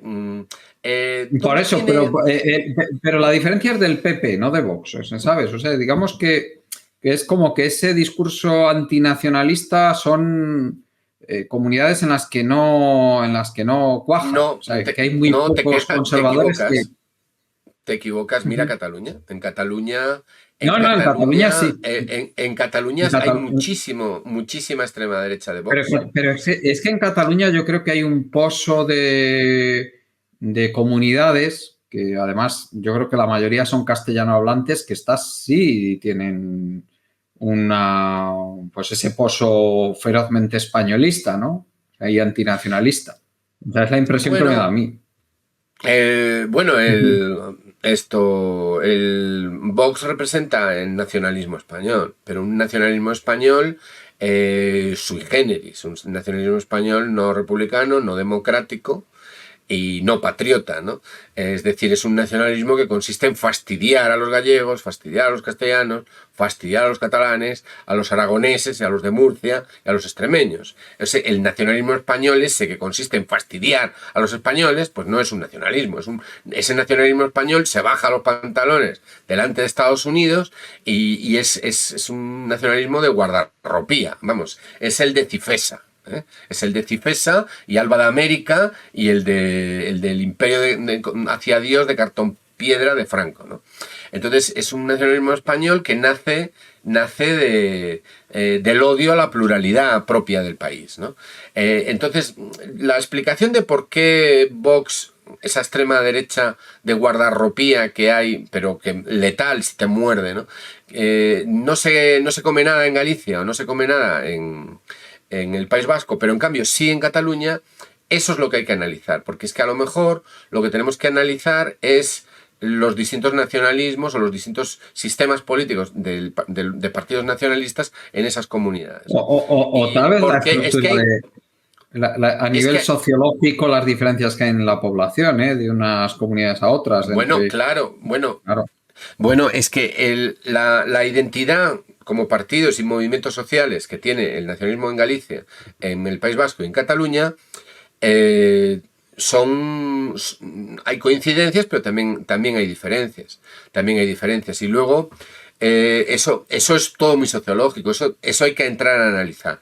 Pero básicamente es que el ecosistema en Galicia no se apropia, o sea, no es propio para que una fuerza como Vox, que tiene muchísimo de artificial y que lo que hace es que sobre todo existe porque es un odio inducido al otro, ¿no? Sí. Es un odio inducido al otro y al que se percibe como distinto. Entonces, claro, es que han llegado, vamos a ver, aquí ha habido gente que ha llegado a considerar a Feijóo separatista. Es decir, es que el discurso de Vox es tan delirante que ha considerado que determinadas posiciones del Partido Popular de Galicia era anti-España. Entonces, claro, eso es como decir que Obama era socialista, ¿no? Entonces claro, eso en Galicia pues suena raro, ¿no? Vamos a ver, la extrema derecha en Galicia ha estado presente. Otra cosa es que esté presente y sea una fuerza electoral. Es decir, en Galicia ha habido núcleos de extrema derecha, de Falange y de Fuerza Nueva, los ha habido. Y los ha habido, incluso yo me atrevería a decir que fueron peligrosos durante la transición. Y han estado ahí. Y también han estado cerca del Partido Popular. En un momento imagino que a nivel sociológico existirá un porcentaje sustancial de la población que sea de extrema derecha. O sea, claro que sí. Vuelvo a recurrir al CIS. Según el CIS, más o menos el 8% de la población se califica en el extremo, ¿no? En el 10% de la escala ideológica. O sea, que más allá no hay nada. O sea, más o menos el 8%. Entonces, yo supongo que en Galicia pues habrá también un porcentaje parecido. Claro, no lo sé, no tengo el dato aquí. Vamos a ver. Lo que estoy tratando de expresar es que es el enigma Vox. ¿Qué es lo que crea Vox? O sea, ¿cómo es posible que aparezca Vox? ¿Y cuál es el tipo de discurso? ¿Es una extrema derecha como los falangistas estos de toda la vida? No, es otra cosa. Es algo que tiene unos vasos comunicantes con el Partido Popular, ¿no? Es decir, y además hay un impulso, lo que se llamaba antes el impulso soberano. Es decir, ¿quién demonios decidió que había que darle visibilidad a Vox? Porque existía un vacío. ¿Quién decidió y determinó que existía y qué tipo de vacío? ¿Y qué visibilidad había que darle? Y la prueba la tiene. La prueba la tienes que cuando Vox contó con 1 millón de euros de donaciones para presentarse a las europeas, creo que fueron las del 14, sacaron Eso 0 es. diputados, porque no les dieron Claro. visibilidad en los medios. A pesar Claro, de que entonces, se gastaron 1 millón de euros, que es muchísimo para un partido nuevo. Claro, entonces, bueno, me vas a contar. Entonces la pregunta es, ¿qué proceso dio origen a Vox? ¿El que haya mucho facha? Pues sí, claro que hay mucho facha, por supuesto, por pero eso no basta, ¿eh? No basta. Ya lo sabía cuando eso ocurrió. Entonces es un epifenómeno muy especial, ¿no? Digamos que es una extrema derecha de diseño que tiene como base social a un... ¿Cómo diríamos? Mira, cuando Ruiz Mateos salió de eurodiputado, el ministro socialista Morán dijo que había sido la facción lunática de la derecha española la que había votado a Ruiz Mateos, ¿no? Ruiz Mateos sacó 2 eurodiputados, sacó una cantidad de votos enorme. La gente se ha olvidado de eso. Morán dijo que era la fracción lunática. Entonces Vox es una fracción de la derecha que apoyó siempre al Partido Popular, pero que se consideraba que era como el hermano, el cuñado impresentable que no puedes llevar a una fiesta, ¿no? O a una pero yo diría quedar mal. Pero la pregunta es ¿por qué y a quién ha interesado dar visibilidad a Vox? Yo creo que es a partir de, creo que fue de 2015 o de 2016 cuando empezó a pasar eso. ¿Por qué? ¿Por qué de repente a alguien le interesó dar visibilidad a Vox? Es una cosa curiosa, ¿eh? Oye, yo creo que merece la pena analizar. Juan Carlos Barba, ¿tú aquí quién crees que fue? Yo la verdad es que no te sé decir bien, yo creo que fue una facción de nuestra oligarquía económica, que en un momento dado le interesó. Sí, porque hay una parte... visibilidad a Vox. Es que la extrema derecha en España nunca ha sido una variable independiente, eso es lo primero. O sea, cuando se hablaba de los atentados de la extrema derecha en la transición, esos siempre fueron el extremo de ciertas facciones de los servicios. Y siempre había una conexión ideológica y práctica, un impulso, digamos, que tenían que ver con facciones del poder, no necesariamente de los gobiernos, sino del poder que está por detrás o delante o por encima o por debajo de los gobiernos, ¿no? Entonces, por ejemplo, no apoyaron a Blas Piñar. No le apoyaron. A Blas Piñar no. A Fraga sí. Sí, a Fraga sí, claro. Porque Fraga era completamente funcional. Pero Blas Piñar era un tipo ideológico, era un tipo que se enfrentó a Carrero, para que nos hagamos una idea. A Blas Piñar le expedientan los franquistas. Blas Piñar escribe un artículo en uno de los diarios del movimiento en el año 60 o 61, titulado Hipócritas. Así, tal cual. Donde pone a parir al régimen, a las estructuras de poder del régimen, y eso se llama en una época en la que el presidente del gobierno es Franco, ¿no? Por la relación que mantiene con Estados Unidos. No, y mucha gente a lo mejor no lo sabe, pero ahí sigue la falange española presentándose a las elecciones cuando puede y como puede y sacando unas decenas de miles de votos, ¿eh? O sea que sigue teniendo ahí. Y sin embargo, tiene visibilidad cero, ¿eh? En los medios. Exactamente. Entonces, lo que quería decir era que Blas Piñar era un ideólogo, o sea, alguien ideologizado y convencido de lo suyo. Pero vamos a ver, no hay que olvidar una cosa. Después de estar 37, 38 años en el poder, después de haber ganado una guerra, haber liquidado todo a medio país que lo intentó frenar, y haber tenido una dictadura y haber tenido todo durante décadas, ¿cuántos votos saca Falange en el año 77? Exactamente. ¿Cuántos Exactamente. votos saca? Saca menos del 1%. Claro, Menos del 1%. claro, claro. Entonces, eso es el valor de la extrema derecha en España. El Ujú. problema en España no es la extrema derecha, es lo que pudiéramos denominar la carcundia. O sea, bueno, la extrema derecha siempre es un problema, aunque sea el 0, ¿no? Pero lo que define el modelo español de la derecha es, es que no es demócrata. O sea, en España lo más parecido a la derecha demócrata es el PSOE. Entonces, el problema es la enorme reacción que habita en las mentes de la derecha española. Es Sí, sí. la nula sensibilidad democrática que tienen.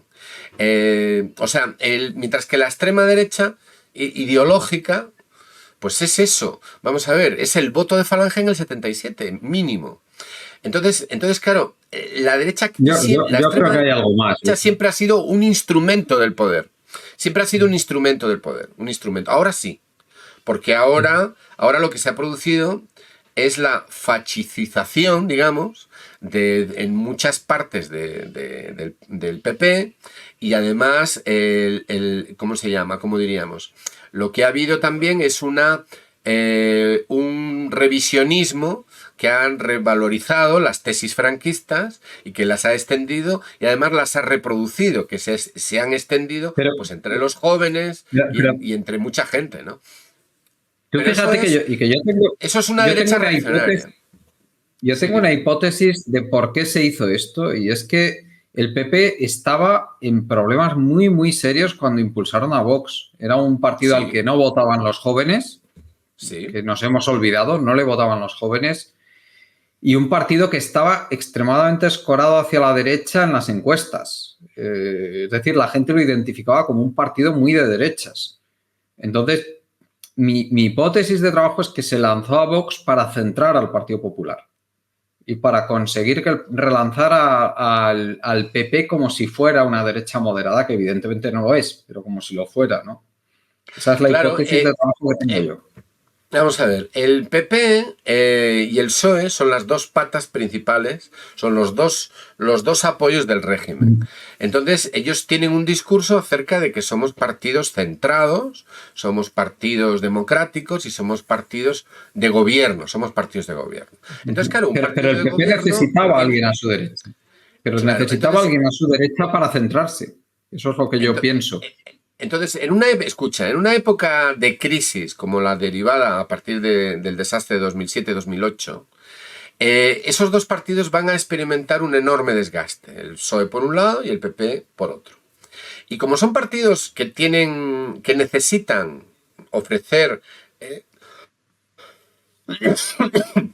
ofrecer una imagen de competencia por el centro político, que es un concepto también muy español, fruto de la transición también, es decir, alejados de los extremos, pues el nivel, y además están cuestionados, porque a partir de la crisis y los recortes van a estar muy cuestionados, van a erosionarse sus bases de apoyos, pues el PSOE es claro, pierde apoyos por su izquierda.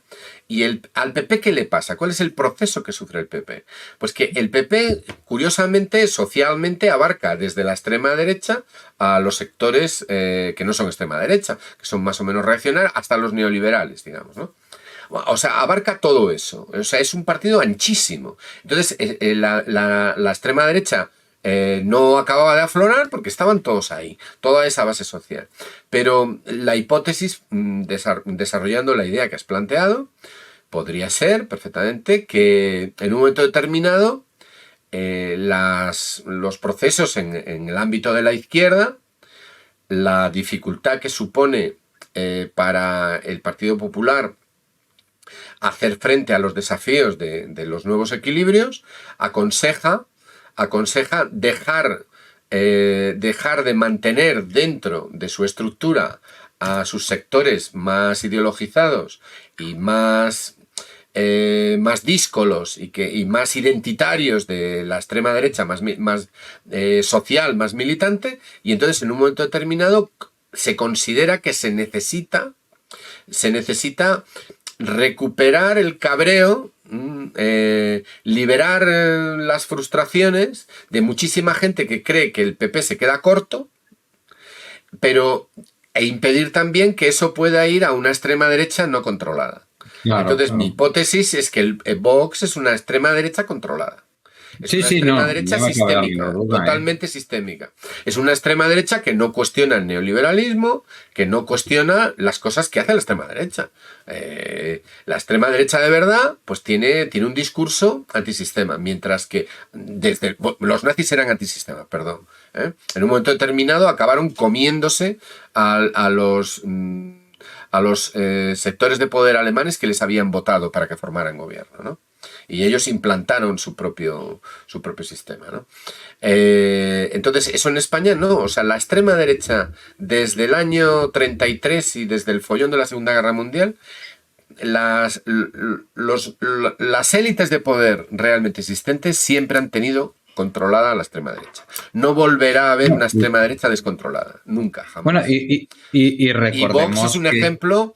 Es un ejemplo de extrema derecha de diseño, en ese sentido. Claro, y yo creo que habría que relacionar también el ascenso de Vox con el descenso, o sea, con el fracaso de la Operación Ciudadanos.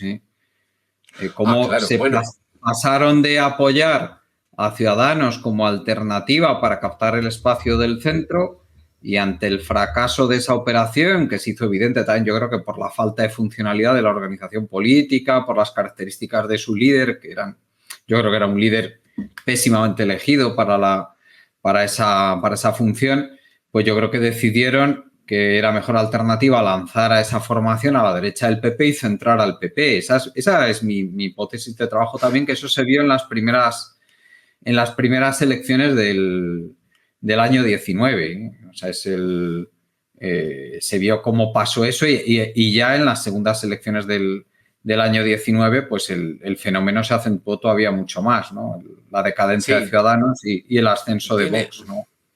Sí, tiene que ver... Claro, date cuenta que en las primeras elecciones del 19 Ciudadanos quedó muy por encima de Vox, pero en las segundas se hundió completamente, ya quedó, ahí se realizó yo creo que una labor de visibilización y mediática muy buena por parte de los poderes mediáticos, de quien está detrás de los poderes mediáticos, para hundir a Ciudadanos y llevar para arriba a Vox, de manera que se invirtieron, no solo se invirtieron, sino que Vox quedó muy, muy por encima de Ciudadanos. Sacó 52 frente a 10, cuando en las primeras del 19, pues Ciudadanos había quedado, o sea, Vox ya había sacado representación, que en las del 15, recordemos, en las del 16 no había sacado, y sin embargo, en las primeras del 19 sacó 24 diputados, Vox, o sea, prácticamente surgiendo de la nada, y 57 Ciudadanos. En las segundas del 19 ya Ciudadanos se hundió completamente hasta 10. O sea, se lo cargaron ahí a lo largo del año 19. Yo creo que fue una labor mediática perfectamente orquestada la que hubo. Pero bueno, sí, es un partido. Sí.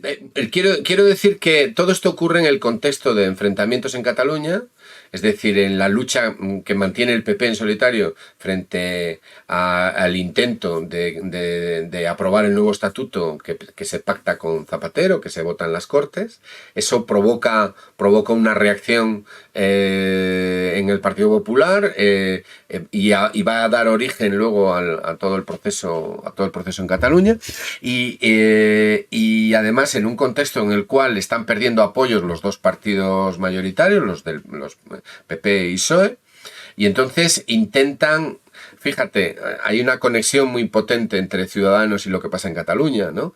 Y luego se pasa de ser también algo orientado al mercado catalán, al mercado político catalán, y lo intentan llevar a nivel nacional. Pero y también es una operación, es claramente una operación, aunque hay gente completamente. Totalmente, aunque hay personas que conocemos, tú y yo, que creyeron en ese proceso, sí. Pero objetivamente hablando, era una cuestión como de diseño, ¿no?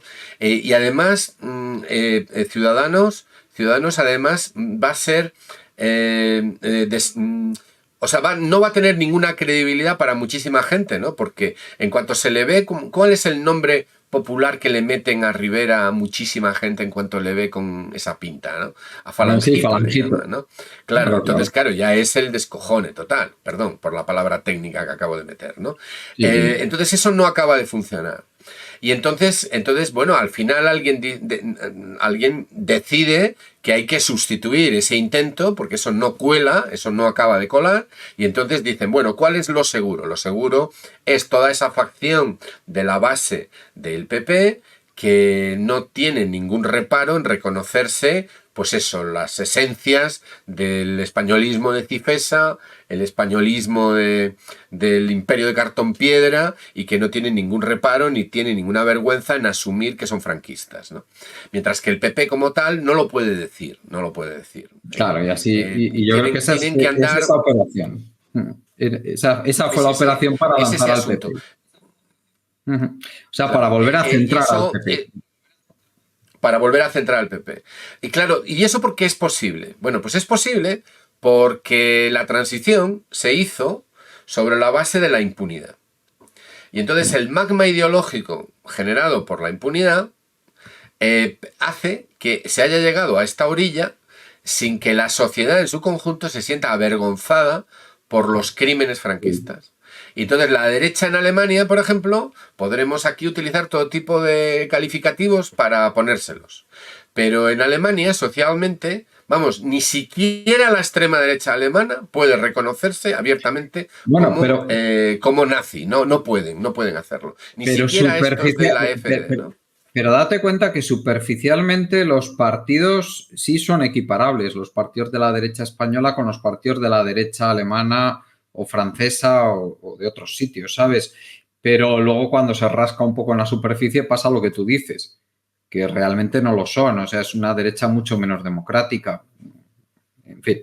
Bueno, sí, Pedro, yo no sé si, yo creo que ya llevamos hora 50 de programa, yo no sé si... Hora 50, nos van a echar de Colectivo Burbuja.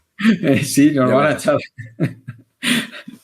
Bueno, pues yo no sé si quieres tocar algún otro tema O de antes casa, o de casa.